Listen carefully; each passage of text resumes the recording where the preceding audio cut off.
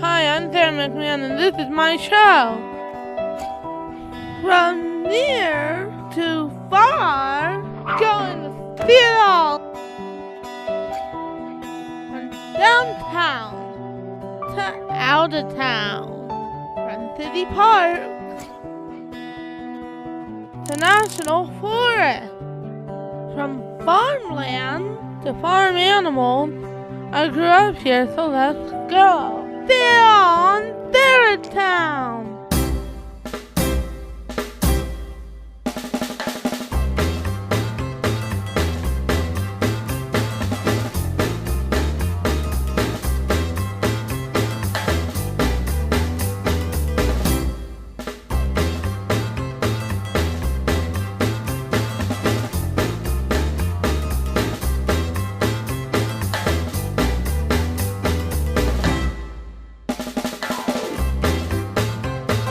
We're here at the Big Barn car show, and now I'm going to look at the cars.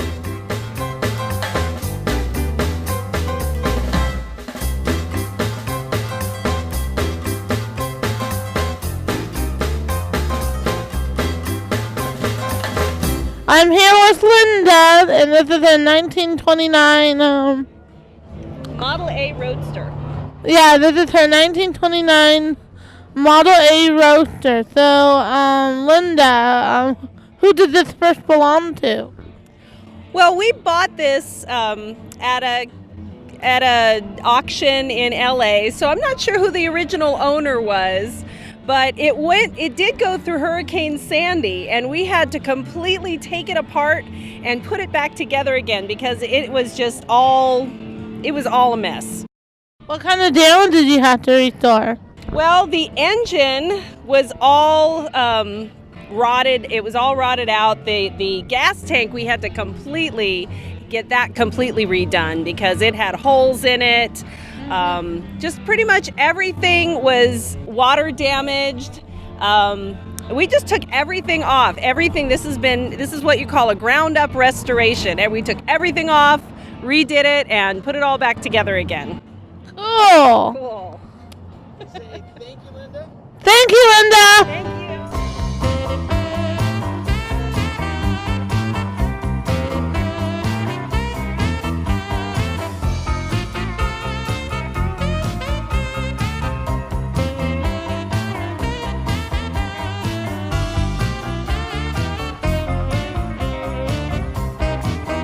Hi, I'm here with Shane, and this is the 1972 El Camino. So Shane, what did you get this 72 El Camino? I got this car in around 2014.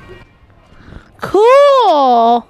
What kind of things have you done to it? I did a complete full body resto. I took the whole body off, cleaned up the frame and all that. What got you interested in classic cars? Well, I've always just been into cars in general, and I've been in that industry like my whole life, family, all that stuff. So Cool, a family thing, all right.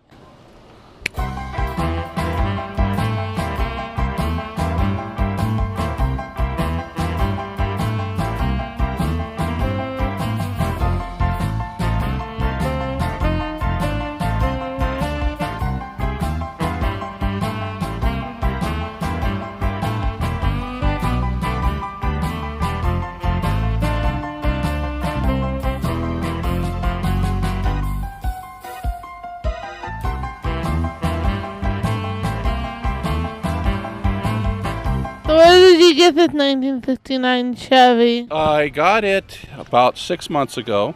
I purchased it from a lady in San Diego. Her husband put in a lot of hours in work into the car. And he was a policeman down in San Diego, and after 30 years on the force, he retired, and at age 66 he passed away. So his widow was putting the car up for sale, and I purchased it. Aww. So there's a lot of love that's been into the car, been put in the car, and now I'm enjoying it. Cool. Are there any other cars you worked on? No, this is my first attempt at a classic car. Cool! I've enjoyed the cars for a long time, a lot of years, and finally was able to get to a certain age where my kids are out of the house and I can afford to buy one. Yeah, that's so cool. Thank you, Kevin. Thank you very much, Sarah. It's nice meeting you. Oh, I get what you're doing. She's doing the Kevin from Home Alone. Oh.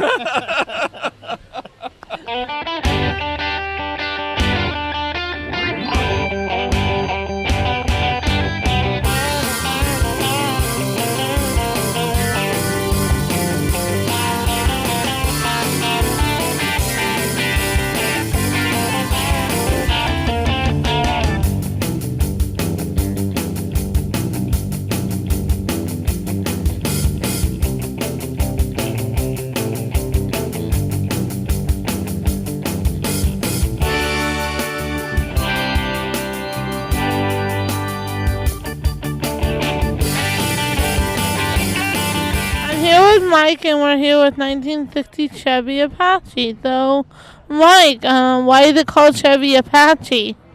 That's what Chevrolet called all their trucks in 1960 and 61. Is it because of the Indian? Well, they named a lot of their vehicles after Indians. They also had a Chevy Cheyenne later on. And this is 1960. I have a brand new 350 in it. And I have a 3-on-the-tree transmission, and I drive it to work every day. Cool! Have you restored other cars? No, I just kind of fell into this. I bought this 4 years ago for $100 and just kind of started working on it. Wow! Do you have other plans for this car? Nope, just keep working on it. In about 2 years, I'm going to retire and sell it. So if you want to buy it, you can have it. Cool! Do you want to buy it? No. Maybe you can. I might. Thank you, Mike. Thank you. Bye. Right.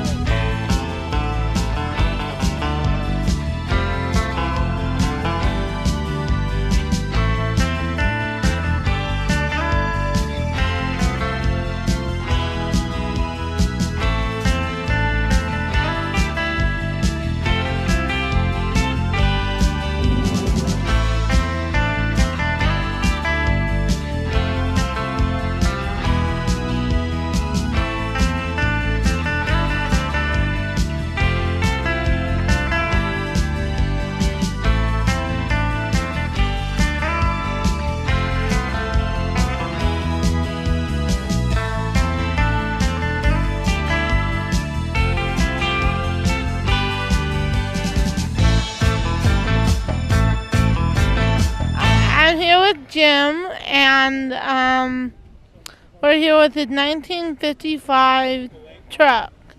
So, Jim, where did you get the 1955 Chevy?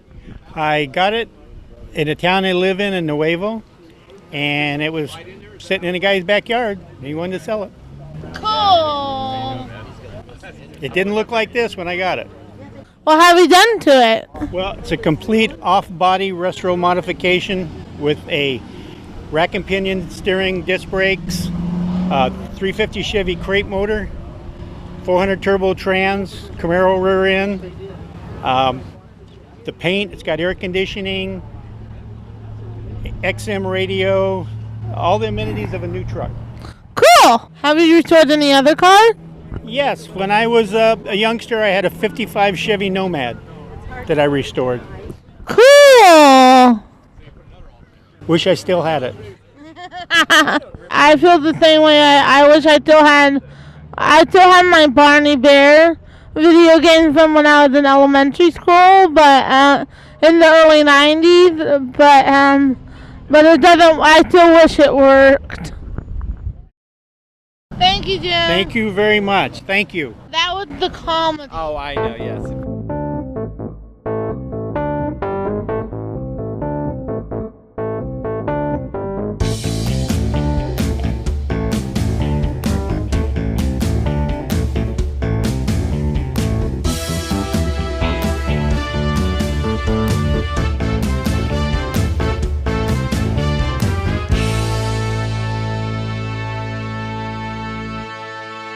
I'm here with Gene with his 1932 Ford.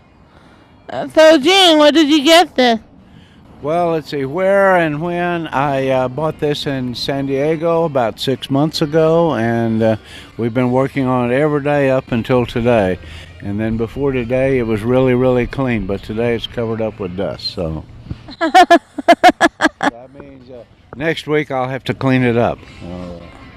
No, it's a labor of love, okay? Yeah. How long have you been restoring cars? Oh, since before your father was born. I started in This guy, in 1957, I started playing with hot rods. So. Well, you're right, because my father was born in 1963. Yeah, see, I've been doing that for a long time, and it's something that I enjoy doing. And when you come to a car show, the best thing about it, there's people here from all walks of life. There's doctors and there's lawyers and there's people that mow grass and there's plumbers and whatever. But we have one common interest, and that common interest is the hot rods, and that's why we do it. What kind of things have we done to this car? This car has had a new motor put in it, a new transmission, a new rear end, all new upholstery, everything but new paint. And today it has old dust on top of all of it, but the rest of it is new, okay? Yeah! Whenever you go to a car show, well, we pay so much money to come here and show our cars off, and that money always goes for a worthy purpose. Okay, thank you. You're welcome.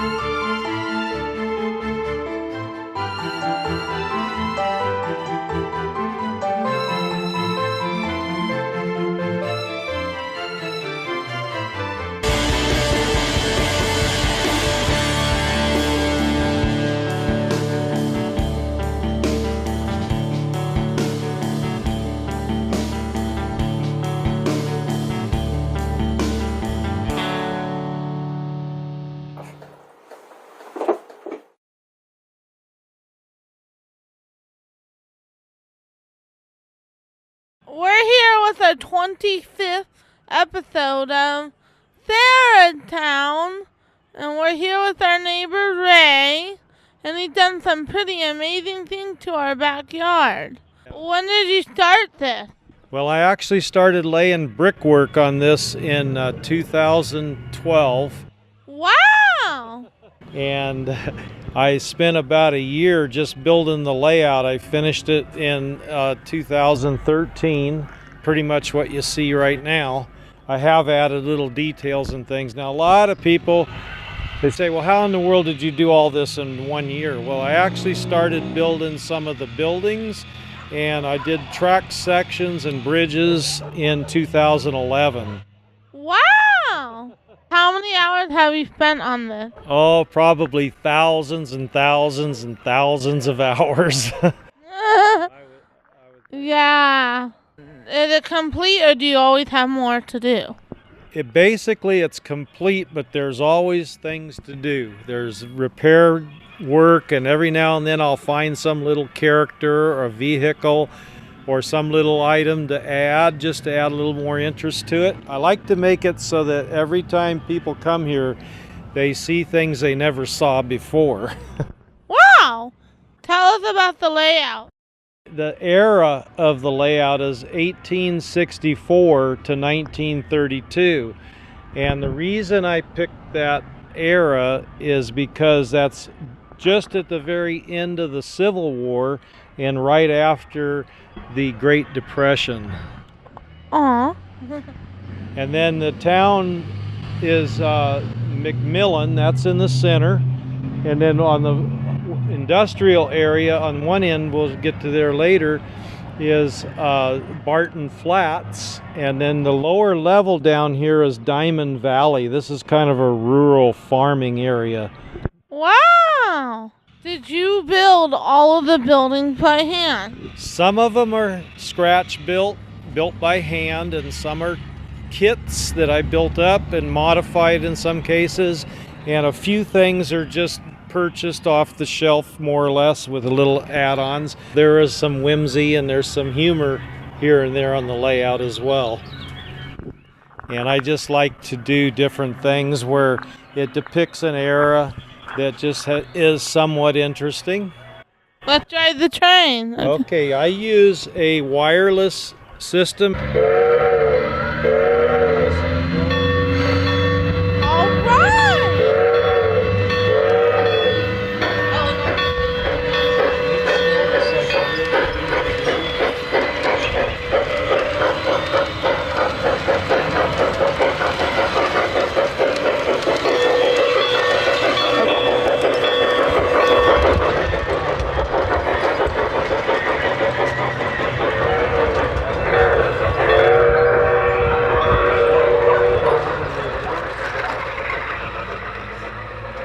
This train that I'm running right now, Yeah? this is called the engine is called a mogul.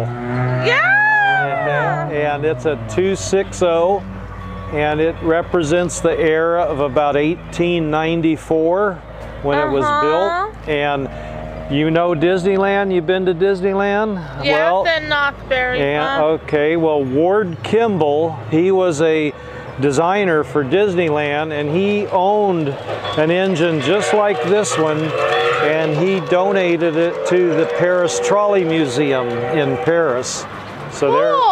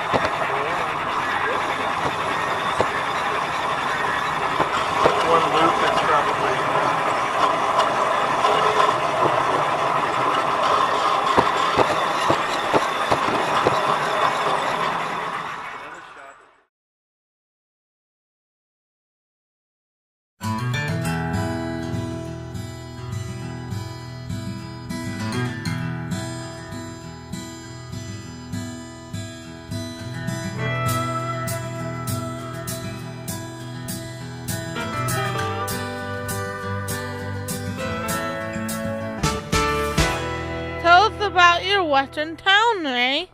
Well, this is my little miniature town of Diamond Valley, and it's kind of an extension of my train layout, only in a larger scale. This town is roughly half scale, and it just kind of started out because the original concept was to block a light that was on the neighbor's building, and the first thing that was done was the barn, and she couldn't believe I'd built it that big, but that's what I wanted to do. And Cool. I could give you a little tour of each one if you would like. Yeah, Ray, give us the tour. But you're gonna give us the tour, kid. All right. I use this outhouse to store some of my firewood for my little outside fireplace I have over here. So I built an outhouse to store it in. And then Sarah, do you know what an outhouse is? Yes, it's a potty. And then this here is my saloon, the watering hole saloon. Now, this saloon is different than most saloons. They don't serve any alcohol.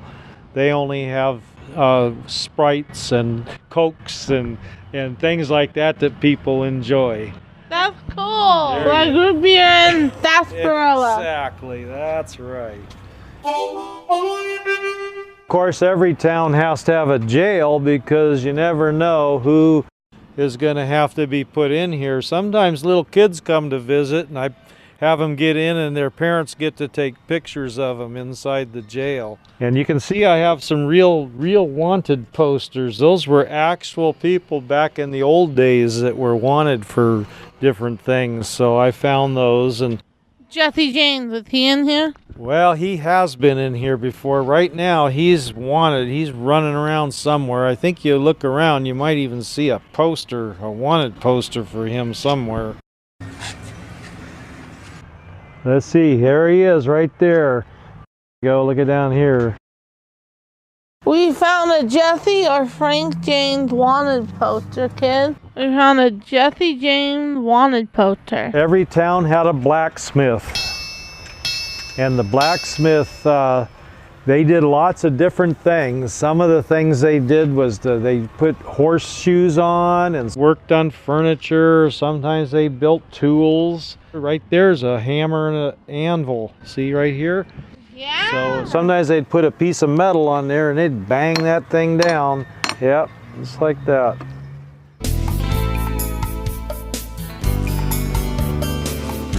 Here is the cabin that one of the families lives in, and they have 3 daughters, and each daughter has their own doll. See their dolls? Yeah. Kind of like Little House on the Prairie. That's right. Little exactly. House Story. Yeah, that's right. You just never know what you'll see in this town. What is this building? This is my barn. This is where they keep all the hay. You'll see a bale of hay up here on the top now. And then they have all the farm tractors and all the stuff they use to grow their crops. And they keep some of their stuff in it. You'll see the horseshoes. They're lucky horseshoes. And here's a bear trap. See that? And then all the way down here is a silo. This is where they keep all the grain, all the things they get out of the ground. They put inside the silo until they get ready to take it to the market. What's a silo? Well, a silo is a big enclosure that keeps all the grain dry, so when it rains it doesn't get all wet. Cool. This is the general store. Yeah, this is the store where all the goods are. You can get a haircut and a shave for just 25 cents. And they have a malt shop. You can get yourself a ice cold soda for 10 cents. And you can make phone calls here if you need to. They have a Western Union telegraph and phone that you can use. Anything you need at the general store, they have. Cool. Do you put candy in there when relatives come over? Yeah, I do. I fill that up, and then when the kids are here, they can get some candy out when they get the urge to eat a piece of candy. I didn't fill it today, I'm sorry. Or you could have got some out too.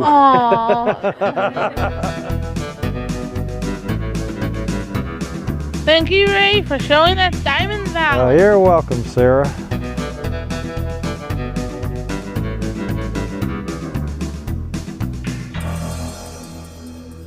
This is Ray's half-scale train, so tell us about it, Ray. Well, this train started out as a water heater. Oh, it did? Can you ride in it? No, it's just a static display. It's just for looks. But I had a friend of mine who his water heater broke, so he gave me the water heater, and I thought, well, I have to do something good with this water heater, so I ended up making an engine out of it. And it's just all made out of wood and metal, and it has a sound system, a whistle in it, and it has a bell that works. And eventually I'm going to have a smoke unit in the smokestack. Actually have a little miniature person in there that in the cab that's my engineer. And in a minute here I can demonstrate the bell and the whistle if you'd like. And it also has a headlight that lights up. So, but it doesn't actually move, it just sits on the track and it looks like it's coming out of the tunnel portal. All right. And this rope here, actually you can pull it on the inside and make the bell go. Wow, cool. There's a handle in here just like on a real train, and you pull that down.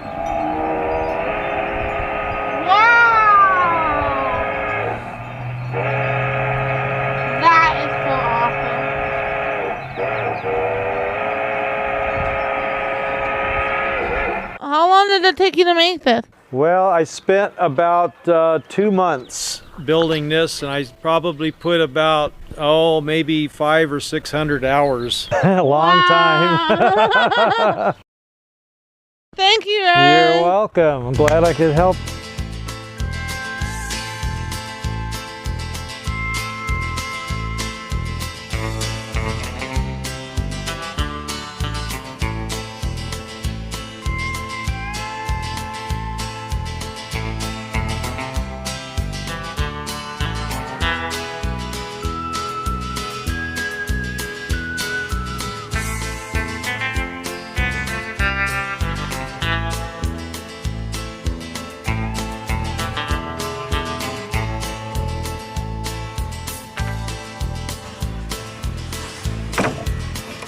That's it. That's episode 25 of Saratown, and I'm not really getting arrested or else I would not be a good role model. Bye.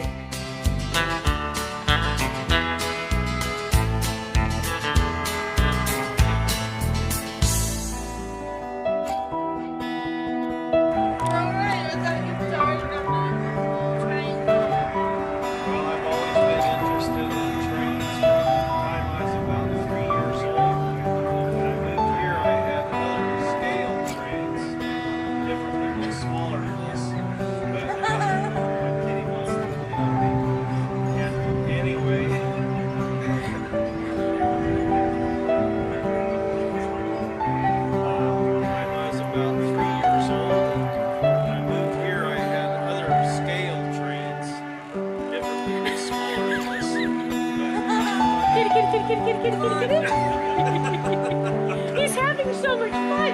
He's having so much fun.